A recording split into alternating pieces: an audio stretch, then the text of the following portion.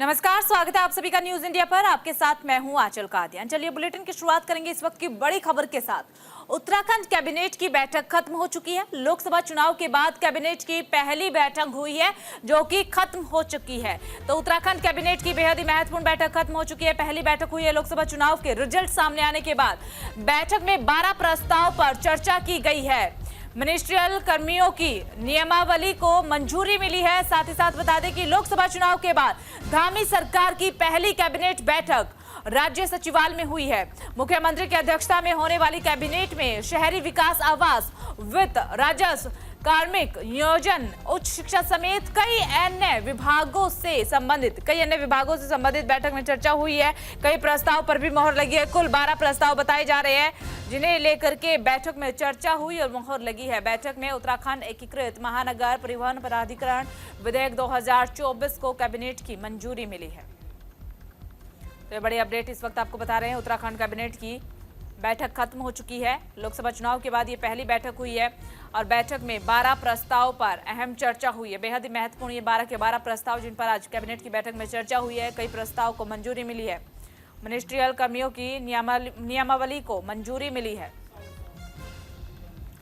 आज कैबिनेट की बैठक में कई विषयों को लेकर के महत्वपूर्ण चर्चा हुई। साथ ही आपको बता दें कि मुख्यमंत्री पुष्कर सिंह धामी की अध्यक्षता में होने वाली इस बैठक में शहरी विकास, आवास, वित्त, राजस्व, कार्मिक नियोजन, उच्च शिक्षा समेत कई अन्य विभागों से संबंधित प्रस्ताव पर भी अहम चर्चा हुई है। कुल 12 प्रस्ताव जिन पर चर्चा इस बैठक में हुई है।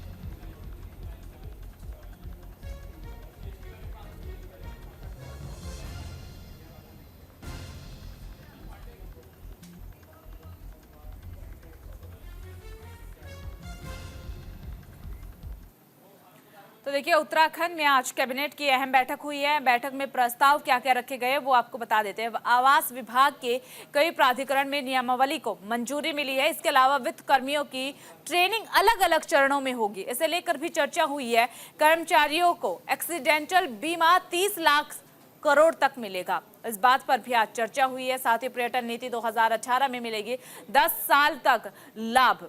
महासू देवता मंदिर का मास्टर प्लान विस्थापना नीति के तहत 10 लाख लोगों को मिलेगा लाभ, इसे लेकर चर्चा हुई। इसके अलावा सहकारी समितियों में 33% पद महिलाओं के लिए आरक्षित।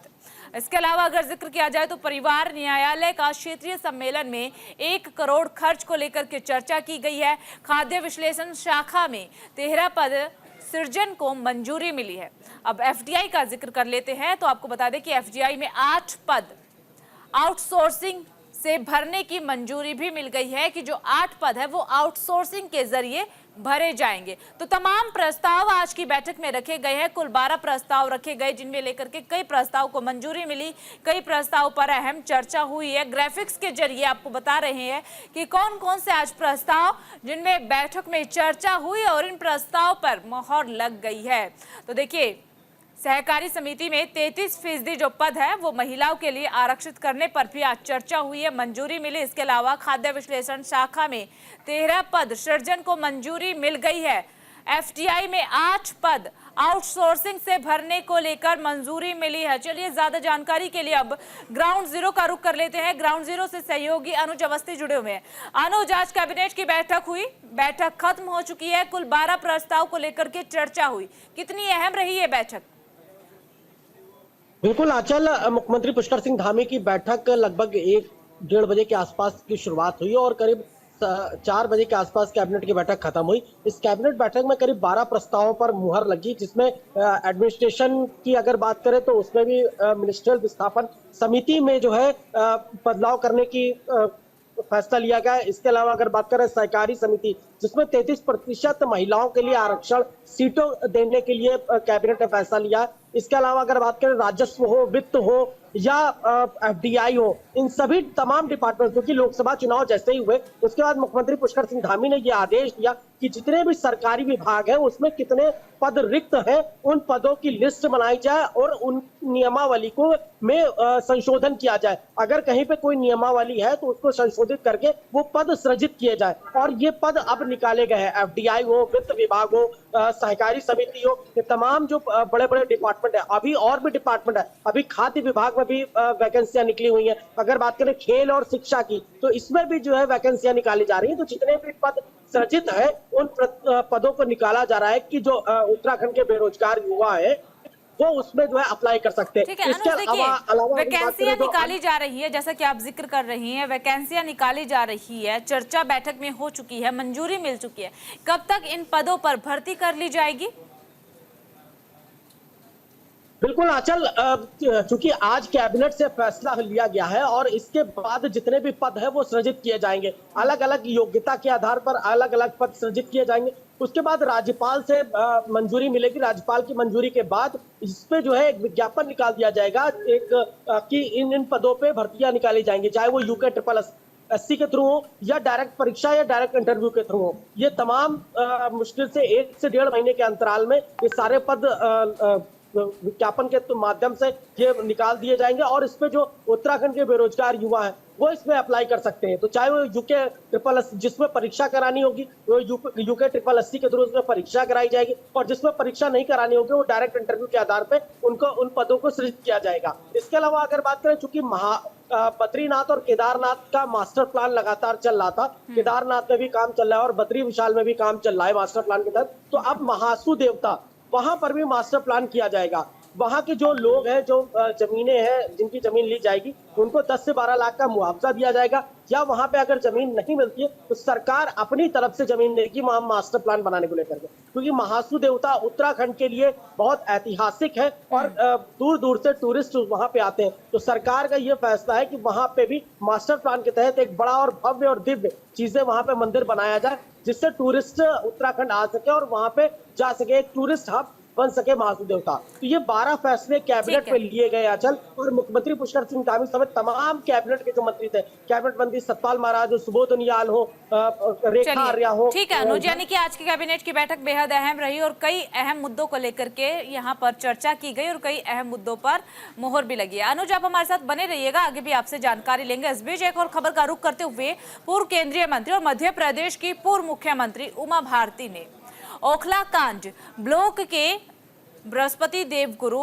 धाम मंदिर में पहुंच करके पूजा अर्चना किया। उमा भारती जोल आश्रम से शहरा फाटक मोरनोला होते हुए नाई से कोटोली पहुंची है। वहां से ग्रामीणों के साथ 5 किलोमीटर पैदल यात्रा भी की है और उसके बाद मंदिर में पहुंची। मंदिर में पूजा अर्चना के बाद उन्होंने गुफा में रहने वाले स्वामी प्रेमानंद महाराज से भी मुलाकात की। महाराज ने उन्हें बताया कि ये उत्तर भारत का एकमात्र बृहस्पति देवगुरु धाम मंदिर है जो ऊंची पहाड़ी पर स्थित है।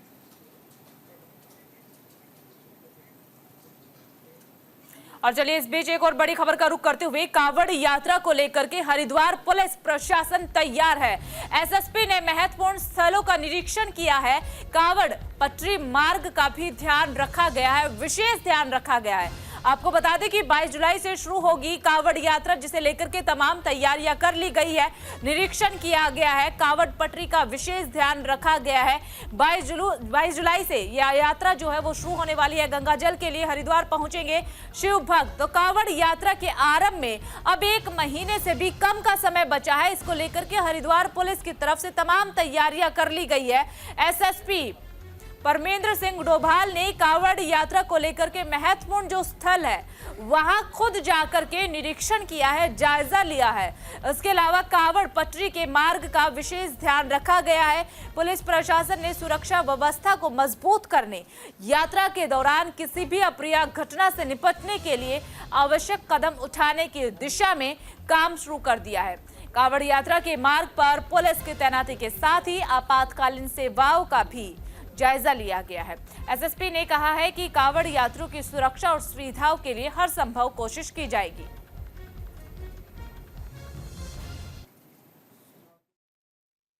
उन्नीस तारीख से 19 जुलाई से कांवड़ हमारा स्टार्ट होना है। उसको लेके आज एक स्थलीय निरीक्षण हमारे द्वारा किया जा रहा है, जिसमें जो कांवड़ पैदल कांवड़ का और जो हमारी डाक कांवड़ है उसको किस तरीके से चलाया जाएगा इसको लेके एक ब्रॉड हम लोग एक बड़े स्तर पर कार्य योजना बना रहे हैं। उसी को लेके आज एक स्थलीय निरीक्षण है, उस पर हम लोग काम कर रहे हैं। देखिए कांवड़ का जो लास्ट के 4 दिन ट्रैफिक के लिए बड़े ही इम्पोर्टेंट होते हैं। उस समय हमारी नहर पटरी के साथ साथ हमारा मेन हाईवे भी काफ़ी ज़्यादा ट्रैफिक का दबाव झेलता है। उसको लेके जो फोर्स का हमारा डिप्लॉयमेंट किस तरीके से है, क्योंकि नए स्ट्रक्चर्स बने हैं, नई सड़कें बनी हैं, तो उनको लेके हम लोग जो हमारा हाईवे है उसमें कहाँ पर हमारे अतिरिक्त फोर्स की आवश्यकता है, उसका हम लोग एक अनुमान भी लगा रहे हैं। उसको लेके हम लोग निरीक्षण करके उस पर आगे कार्रवाई करेंगे। ज्येष्ठ माह की पूर्णिमा पर श्रद्धालुओं में खासा उत्साह देखने को मिला है। श्रद्धालुओं ने गंगा में आस्था की डुबकी लगाई है। हर की पौड़ी पर भक्तों का हुजूम उमड़ा है। ज्येष्ठ पूर्णिमा के अवसर पर श्रद्धालु हरिद्वार और तमाम नदियों में आस्था की डुबकी लगाने पहुंचे हैं और आस्था की डुबकी लगाई। ज्येष्ठ माह की पूर्णिमा पर गंगा स्नान और दान का विशेष महत्व माना जाता है। पूर्णिमा के दिन गंगा स्नान के बाद पूजा और दान करने से सभी प्रकार की मनोकामनाएं पूरी होती है। ज्येष्ठ माह की पूर्णिमा को सबसे पवित्र और शुभ माना जाता है। आपको बता दें कि धार्मिक मान्यताओं के अनुसार ज्येष्ठ पूर्णिमा का व्रत माता लक्ष्मी का समर्पित होता है। इस दिन माता लक्ष्मी की पूजा अर्चना की जाती है और पूजा करने से माना जाता है कि सारे मनोरथ पूरे होते हैं।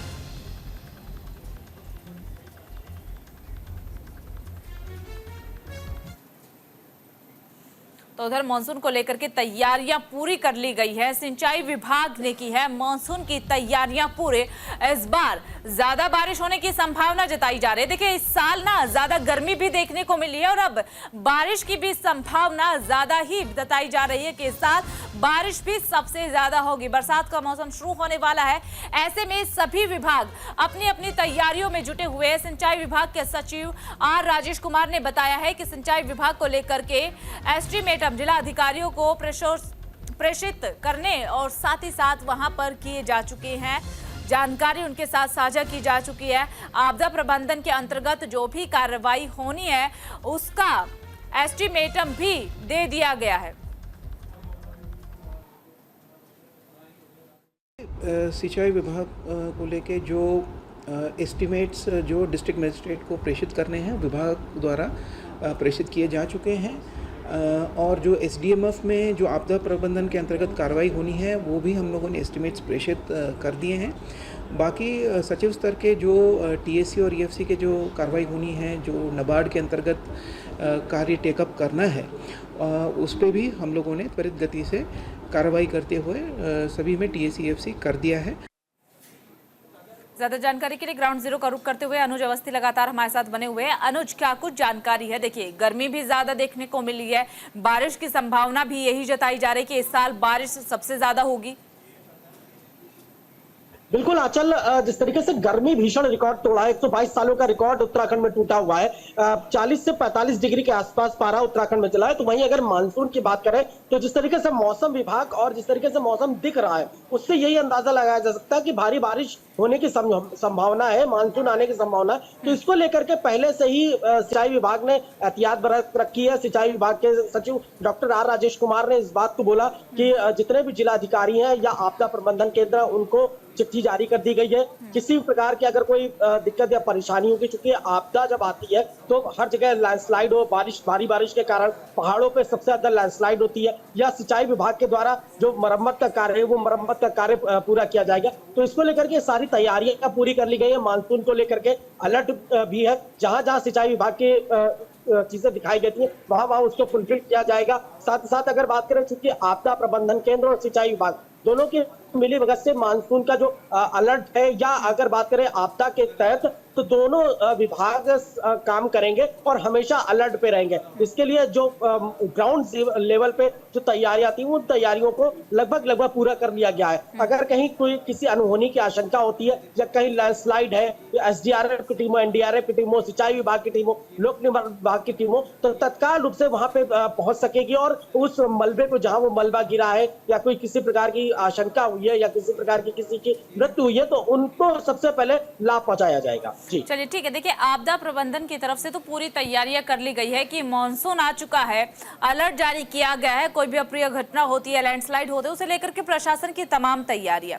अगर जिक्र किया जाए कावड़ यात्रा का, कावड़ यात्रा भी शुरू होने वाली है, उसे लेकर के क्या तैयारी है प्रशासन की? बिल्कुल कांवड़ यात्रा की शुरुआत होने वाली है और हरिद्वार एसएसपी और हरिद्वार जिलाधिकारी दोनों ने पूरी तैयारियां कर ली है। करीब करीब 12 से 15 जोन के अंतर्गत जो हर की पैड़ी का क्षेत्र है उसको बांटा गया। जगह जगह पुलिस की बटालियन लगाई गई हुई है, होमगार्ड्स हो या पुलिस के कांस्टेबल हो, तमाम जो पुलिस के अधिकारी हैं, सीओ हो या एडिशनल एसपी हो, इनको सबको जो है टुकड़ियों में बांटा गया कि किसी भी कांवड़ के जो कांवड़िए आ रहे हैं उनको कोई दिक्कत या परेशानी ना हो। हालांकि एक चीज बहुत साफ निर्देश दिए गए आजकल कि जो हुड़दंगई करते थे कांवड़ के लाने के रूप में, वो हुड़दंगई अब बर्दाश्त नहीं होगी। क्योंकि पिछली बार कांवड़ में यही चीज देखने को मिली थी, क्योंकि दिल्ली से या हरियाणा से या हिमाचल से या उत्तर प्रदेश से जो कांवड़ लेकर के आ रहे थे वो हरिद्वार में आकर के हुड़दंग मचा रहे थे। इसको लेकर के साफ तौर पे एसएसपी प्रवीण डोभाल ने निर्देश दिए हैं कि किसी भी प्रकार की कोई हुड़दंगई नहीं बर्दाश्त होगी। अगर जो कांवड़ लेके आ रहे हैं, चूंकि यात्रा रूट अलग रखा गया है, चारधाम यात्रा भी चल रही है और कांवड़ का रूट, दोनों के रूट को डाइवर्ट किया गया है। अगर आप हरिद्वार जाते हैं तो थोड़ा सा आपको परेशानी जरूर होगी, क्योंकि रूट जो डाइवर्ट है उन डाइवर्ट रूटों से आपको जाना पड़ेगा। लेकिन ये कांवड़ के जो यात्री हैं उनके लिए बहुत अच्छा है। जो घाट है हर की पैड़ी का जो घाट है उसको काफी सजाया गया है। उसमें से 8 से 10 रास्ते ऐसे जिनको बनाए गए हैं, कई वैकल्पिक मार्ग भी बनाए गए कि जो जिन रास्तों पे अगर जाम की स्थिति लगती है तो वो वैकल्पिक मार्गों का प्रयोग कर सकते हैं। चलिए ठीक है अनुज, बहुत बहुत शुक्रिया आपका तमाम जानकारी साझा करने के लिए। चलिए खबरों में आगे बढ़ते हैं। लक्सर में लेखपाल से पिटाई के मामले को लेकर के जनपद भर में लेखपाल एक साथ हो गए हैं और कार्य बहिष्कार कर लक्सर तहसील मुख्यालय पर आंदोलन भी शुरू कर दिया गया। दरअसल लेखपाल आरोपी ग्राम प्रधान की गिरफ्तारी की मांग को लेकर के धरना प्रदर्शन कर रही हैं। लेखपालों का कहना यह है कि जब तक आरोपी ग्राम प्रधान और उसके सहयोगी गिरफ्तार नहीं होते हैं तब तक सभी 6 तहसीलों में कार्य बहिष्कार ही रहेगा। आपको बता दें कि एक सप्ताह पहले का पूरा मामला बताया जा रहा है कि एक सप्ताह पहले अवैध खनन की शिकायत पर जांच करने गए लक्सर के लेखपाल अंजू कंबोज के साथ प्रतापपुर गांव के ग्राम प्रधान और उसके सहयोगी ने मारपीट की थी। लेखपाल की तरफ से मुकदमा दर्ज करवाया गया था, लेकिन अभी तक ग्राम प्रधान की गिरफ्तारी नहीं हुई है और न ही कोई कार्रवाई इस पूरे मामले को लेकर के हुई है।